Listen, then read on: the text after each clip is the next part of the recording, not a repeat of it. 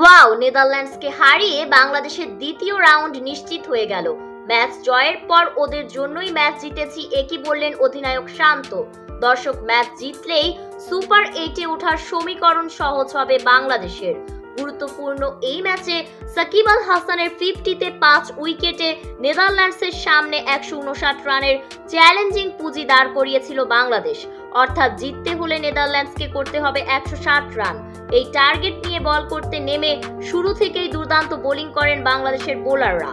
111 রানে 5 উইকেট হারিয়ে বিপদে পড়ে যান নেদারল্যান্ড। এরপর রীতিমতো ম্যাচ থেকে ছিটকে যায় নেদারল্যান্ডসকে হারিয়ে অসাধারণ জয় নিয়ে মাঠ ছাড়েন বাংলাদেশ। এদিকে 3 ম্যাচে 4 পয়েন্ট নিয়ে পয়েন্ট টেবিলে শীর্ষে আছে বাংলাদেশ, যার কারণে বাংলাদেশের দ্বিতীয় রাউন্ড প্রায় নিশ্চিত হয়ে গেল।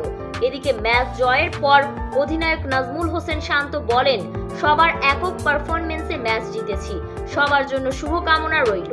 এভাবেই ধারাবাহিকভাবে ম্যাচ জিতে যাব আর বিশ্বকাপে ভালো কিছু করব।